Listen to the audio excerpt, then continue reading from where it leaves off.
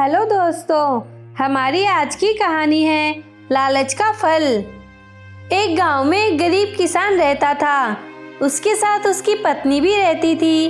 किसान तो बहुत ईमानदार था, परंतु उसकी पत्नी बहुत ही लालची स्वभाव की औरत थी, जिसके कारण वो अपने पति को हमेशा ताने मारती रहती कि जाओ कुछ कमा के लाओ।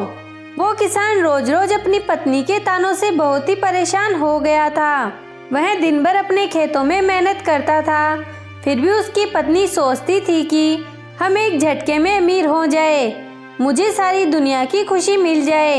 लेकिन किसान बार बार अपनी पत्नी को यही समझाता था कि हमें मेहनत करने के बाद खुशी मिलेगी, उससे अच्छी खुशी कुछ भी नहीं होती। लेकिन उसकी पत्नी के लालची स्वभाव के कारण उसके ये बातें समझ में नहीं आती थी। वो किसान अपनी पत्नी के तानों से बड़ा परेशान रहता था। एक दिन किसान जंगल में लकड़ी काटने गया और उस दिन धूप बहुत तेज थी, तो किसान धूप और गर्मी से बहुत जल्दी थक गया और वह आराम करने के लिए एक पेड़ के नीचे बैठ गया और अपनी पत्नी के बारे में सोचने लगा। इतने में एक साधु जंगल से गुजर रहे थे, तो उन्होंने उस किसान को देखा और समझ गए कि किसान जरूर किसी बात से परेशान है। वो उसके पास गए और उन्होंने उस किसान की परेशानी का कारण पूछा। किसान ने उस साधु को प्रणाम किया और बोला कि मैं परेशान नहीं हूँ, थोड़ा थक गया हूँ, इसीलिए चेहरे पर थोड़ी चिंता जैसी भावना दिख रही होगी। लेकिन साधु ने कहा, नहीं, तुम जरूर किसी वजह से परेशान हो, इसलिए हमें बताओ, शायद मैं तुम्हारी कोई मदद कर सकूं। तो पहले किसान ने मना किया कि ऐसी कोई बात नहीं है, लेकिन साधु के बार बार कहने पर किसान अपने घर और पत्नी की स्थिति के बारे में सब कुछ बताने लगा। तो साधु ने कहा, बस इतनी सी बात है, तुम गरीब हो, इसीलिए ये समस्या तुम्हारे साथ है, इसलिए मैं तुम्हें एक ऐसी थाली दे रहा हूँ जिसमें अगर रात को थाली से कुछ भी मांगकर थाली को ढककर सो जाओगे तो सुबह मांगी हुई चीज जरूर मिलेगी। लेकिन तुम्हें इस बात का ध्यान रखना होगा कि एक रात में एक ही चीज मांगना है, और यदि एक ही रात में एक से ज्यादा चीजें इस थाली से मांगोगे तो अगले दिन इस थाली के द्वारा दी गई सारी चीजें गायब हो जाएगी और ये थाली भी गायब हो जाएगी।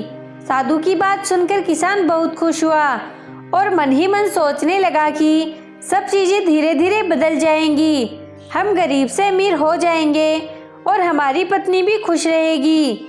ऐसा सोचकर किसान ने उस साधु महाराज को धन्यवाद किया और फिर हंसी खुशी अपने घर लौट आया और उस थाली के बारे में अपनी पत्नी को बताया। पहले उसकी पत्नी को विश्वास नहीं हुआ, लेकिन किसान के समझाने से वो मान गई। वह दोनों रात होने का इंतजार करने लगे। जब रात हुई तो किसान और उसकी पत्नी ने थाली से सोने के सिक्के मांगकर उसे ढककर सो गए। जब अगले दिन सुबह उठे तो देखा कि उस थाली में सोने के सिक्के भरे हुए थे। अब किसान और उसकी पत्नी की खुशी का ठिकाना ना रहा, क्योंकि साधु महाराज की बात सच हो गई थी। अब तो किसान की पत्नी को इतने सारे सोने के सिक्के देखकर उसके मन में और ज्यादा लालच उत्पन्न हो गया। फिर एक रात उसने महल, फिर दासी, फिर नौकर चाकर सब कुछ एक एक करके लिया, तो अगले दिन उसे मन चाही चीज मिल जाती थी। अब तो किसान की पत्नी गरीब से अमीर हो चुकी थी और उसकी खुशी का ठिकाना ही नहीं रहता था। लेकिन उसके मन का लालच दिन प्रतिदिन बढ़ता ही जा रहा था। लेकिन किसान उसे बहुत समझाता कि इतना सुख संपत्ति हमारे लिए बहुत है, लेकिन वह कहाँ मानने वाली थी। इसी बीच किसान एक दिन जरूरी काम से कहीं बाहर गया हुआ था और रात को घर वापस नहीं आ पाया था। तो किसान की पत्नी ने उस रात थाली से एक साथ ढेर सारी चीजें मांग ली। फिर क्या था, अगले दिन साधु महाराज के कथन के अनुसार वह थाली और थाली द्वारा दी गई शुरू से लेकर अब तक की सभी चीजें गायब हो चुकी थी। इसके बाद किसान की पत्नी फिर से अपने टूटे हुए झोपड़े में आ गई थी। यह सब देखकर वो पछताने लगी।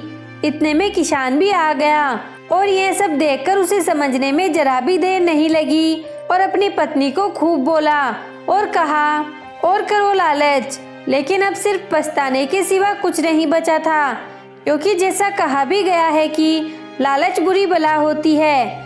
इंसान को जल्दी समझ नहीं आता उसे तब समझ में आता है जब सब कुछ खत्म हो चुका होता है और सिर्फ पछतावा ही शेष होता है।